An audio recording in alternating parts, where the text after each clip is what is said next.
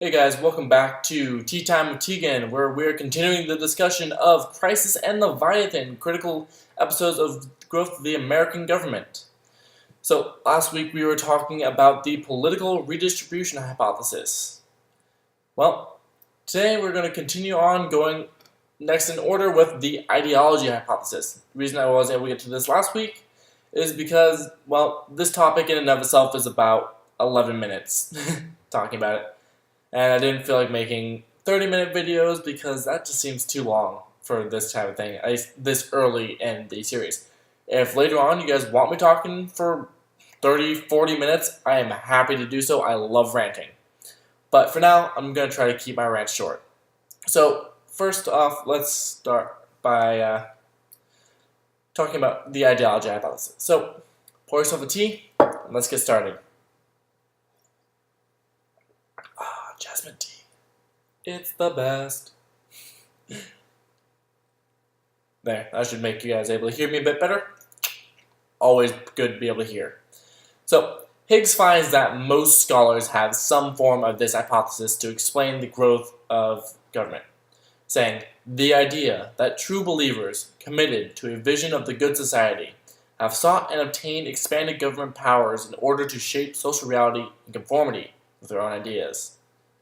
So, what he's saying there is very important, but before I start explaining that quote, he actually quotes two people who are almost always in a disagreement, and I feel like it's important to show you what they're saying before we start dissecting Higgs' quote, because they're all essentially saying the same thing, but it's important to hear all three of them because that's what makes the point, essentially. So, he quotes both John Maynard Keynes and Friedrich A. Hayek, which is very interesting if you're unfamiliar with their work, or if you're familiar with their work, and if you're unfamiliar with their work, they were economists who were both widely respected in the field, Keynes receiving the lordship, and Hayek receiving the Nobel Prize in economics. So these are both very highly intellectual and very well respected people, yet held drastically opposing viewpoints on how economies should be done, essentially disagreeing on most parts, or points. I don't know. I can't talk sometimes. But that's okay. Mistakes are part of life. But what they're getting at here in these quotes, Higgs is citing, seems to be in agreement, which is rare, to say the least. So, first quote is by Keynes saying, the ideas of economists and political philosophers are more powerful than is commonly understood. Indeed, it is ruled by little else. Soon or late, ideas, not vested interests, it is ideas, not vested interests, which are dangerous for good and evil. And Hayek states, speaking in terms of why people go away from the free market system, to give this next quote a little bit more context because it's a bit odd. Certain new aims of policy, in particular a conviction that government should determine the position of particular people or enforce distributive or social justice by means of an allocation of all resources by a central authority. So now, those were some lightly complicated quotes, and what I'm pretty sure they're getting at is a twofold point. First being, we need to keep an eye on people who use the claim of social justice to justify their actions, whatever it is they are doing. Now, I want to be very clear on this. I am not saying, and I don't believe Higgs is saying, social justice is bad. I'm saying, and I believe Higgs is saying, that social justice is often used by unethical people for nefarious purposes, to advance their own power over people. So, I'm going to play you guys a little scene from one of my favorite TV shows, Avatar: Legend of Korra. It is a speech by a Mon who's fighting for equality. Really listen to some of the words he is saying here. And if you're not familiar with the show, that's okay. And this is to tell you what this quote is from, or give it a little bit more context. This is when the leader of the Equalists, Amon, hijacks the radio to give a speech to all of his followers. Good evening, my fellow Equalists.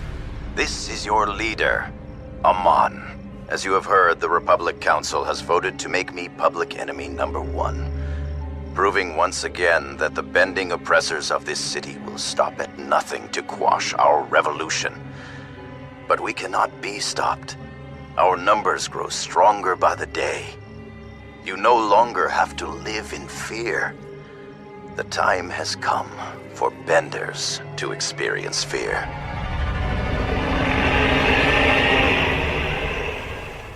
So, do you really listen to that? His group calls themselves the Equalists. They call the government oppressive, saying, you no longer have to live in fear. Now, his version of equality is taking away the ability of people to bend against their will and establish himself as the leader of the new world. If you don't know what the show is all about, bending is essentially being able to manipulate one of the four classical elements: water, fire, earth, or air, and is a sequel show to one of my favorite shows of all time, After Last Airbender. So I got my little Roku figurine, which those are hard to find. They did not make a lot of them, so cool for me to have that, I think. But essentially, his whole plan is, if I take away everyone's ability to bend, everyone's going to be on equal footing, right? Which, while technically true, he's doing it to people against their will. And bending is essentially like essentially having a limb. So if you take someone's bending away, you're essentially chopping off their limb. But that's beside the point. And this is why I think the point Higgs points out is exactly why I thought Legend of Korra was so brilliant. Because it shows how an ideology can easily be twisted by those who are actually seeking to exploit others for their own gain. There's nothing wrong with wanting equality, but if you're claiming equality for your reason of harming others, that's wrong. Now, the second point I feel like Higgs is trying to make here is that when you get people like this, in reality, one of the things they're almost always calling for is government-led redistribution of resources, usually them being the government, or calling for an external government to do it. So, or meaning taking from those who have a lot and giving it to those who have little.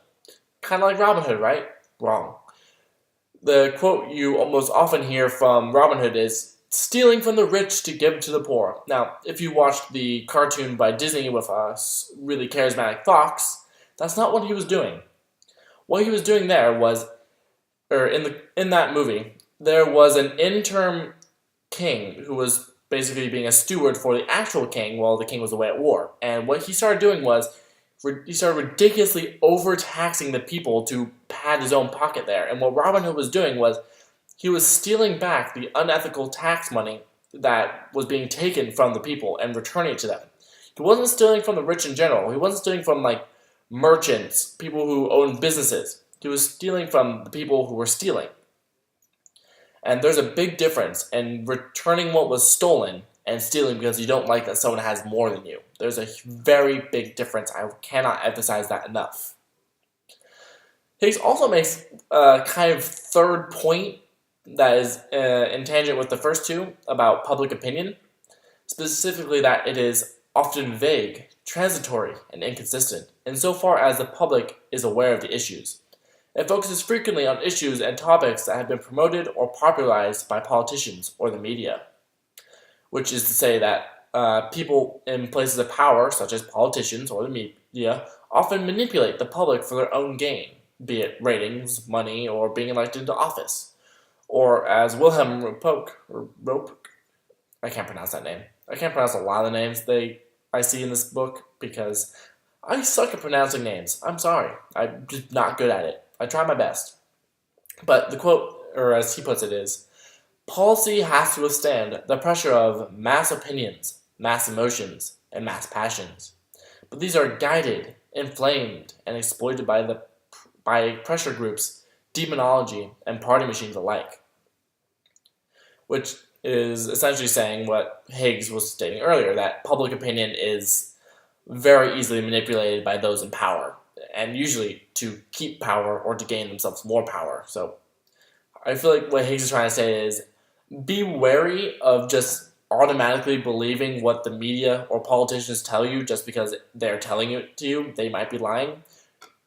And I think the real point of this is research. Do your own research. Don't just take someone's word at it. Look at multiple sources, get multiple points of view. Now, let's say we can't identify a dominant ideology. Higgs starts off another paragraph with this. And he makes a point that policy is not a machine that converts opinions into status, or rather, statutes. Can't read my own notes sometimes. And there's always slippage in the actions of political representatives and the wants of the people, or their constituents. Now, according to Higgs, if you can truly understand that discrepancy, you understand how a modern democracy works, and that often politicians don't do what you want them to do because they have their own agendas, which kind of just part of human nature. There's not really a whole lot you can do about that other than trying to elect the people who best represent your views. But even then, there's still going to be some slippage in what you want versus what they do. Now, he ends this section on ideology with a very thought-provoking quote by Joseph Schumpeter, who was an Australian economist. Whether favorable or unfavorable, value judgments of a capitalist performance is of little interest, for mankind is not free to choose. Things economic and social move by their own momentum, and these situations compel individuals and groups to behave in certain ways, whether they may wish to do, not indeed by destroying, but by shaping and choosing mentalities and narrowing the list of possibilities from which to choose. Now, that quote is a little bit disjointed. I'm not entirely sure why, but it's kind of hard to read and understand. But what I'm pretty sure the point Schumpeter is making here is that if you demonize a person for having a different viewpoint or ideology than yours, you eliminate the possibility for free will, or rather, freedom to choose what you believe. And, well, recently I was listening to a podcast by a conservative podcaster, Ben Shapiro, who I very much enjoy listening to because he's very articulate, intelligent, and generally a very rational person. But the particular topic he was mentioning in the podcast was the Overton window, which is the proverbial window that encompasses all topics and viewpoints that are acceptable for discussion. And what he was talking about there, and what I think Higgs is trying to get at by quoting Joseph, I'm not going to try to pronounce his last name again. The point that they're trying to make here is that if you condemn everyone for simply disagreeing with you, what happens is you shrink the window into only your viewpoint, and then we can't discuss the merits and faults of viewpoints because the only viewpoint that's able to talk about is your viewpoint, which creates a stagnation of ideas. No one challenges ideas if they can't because you just demonize them for challenging you. There's nothing wrong with discussions and challenging viewpoints as long as you're doing it politely and respectfully. And that's the point I think they're trying to make here. You need to discuss the merits and faults of each viewpoint, not just condemn them specifically because we don't like them. In any event, while ideology alone is an important part of why government has grown so much, it is not the entirety of the issue. Rather, it is only one part of it. So, I keep talking so much and my throat gets tired of talking, so I have to keep drinking tea. Hot tea is one of the best things I've ever had the pleasure of enjoying. So the last hypothesis that Higgs proposes is the crisis hypothesis, meaning that under circumstances of national emergencies, they being the people, call for an extension of government power and even a replacement of the market economy. People who support this hypothesis generally assume that national emergencies create both an increased demand for and supply of government control. Essentially saying that when there's a crisis, people demand for quick government action, but often fail to consider the long-term effects of that expanded power. Now, I could cite a few modern examples, but that would be getting a bit political and getting my own personal beliefs in there, which I don't want to do right now. But if you'd like to hear those examples, let me know in the comments. I will be happy to post them. So, Higgs cites two types of crises: war and business suppression. Now, first one, war. When war breaks out, there is a heightened demand for provision of military activities which almost immediately displaces the market with increased taxes, government expenditure, and regulation of the civilian market. Because if all the people are going to war, we gotta pay them somehow, and they're paid of tax money. And one of the ways they do that, they get those taxes, is by regulating the market. And one of the things that Higgs says here is that the size and duration of the war is actually directly related to the amount of economic suppression. One idea he puts forth is that long total war jeopardizes the nation's survival, lowering the barriers of constitutional limits, which is an important concept to remember because America has been at war for a while, and we have troops in all over the world, in Germany, Japan, South Korea, and all over the Middle East, just to name a few examples. And what happens is, when we're at war for a long time, the government starts to chip away at and ignore certain constitutional barriers to their own powers. Now, if you want to know what the government is supposed to be allowed to do, all you have to do is read the Constitution, and they have actually gone way beyond that. So, but I don't want to read the whole Constitution, that will take too long. But specifically, I would like you all to look up Article 1, Section 8. I'm going to say it again, Article 1, Section 8 of the United States Constitution. It tells you exactly what powers the government is supposed to have, specifically Congress. So, let's move on to the second type of crisis, a business depression. Higgs finds that when there is a depression, people lose faith in the market economy and believe that it can't function effectively, and therefore government should step in and regulate it, in turn supporting proposals for enlarged government authority and activity, though not to the same severity as during wartime. Which, if you want to look at a great example, just look at the Great Depression.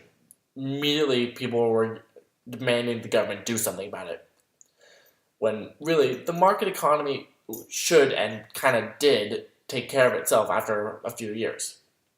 I know it's kind of like a decade, but that's not actually all that long in terms of a country, but that's beside the point.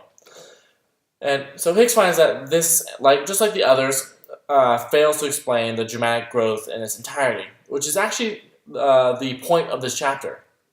There's no one reason for government expansion. It is a multivariable equation that only a detailed analysis of United States history can hope to solve. So, guys, that is Crisis and Leviathan Chapter 1. Please tell me what you guys thought I got right. What did you guys think I got wrong? What do you think of me having my hair down in this video? Anything you want to talk about? Let me know in the comments. Let's start some discussions. That is why I am doing this, to increase our knowledge base and to start discussions. Thank you, and have a good one. Please leave a like and subscribe if you want to support my channel. Have a good night.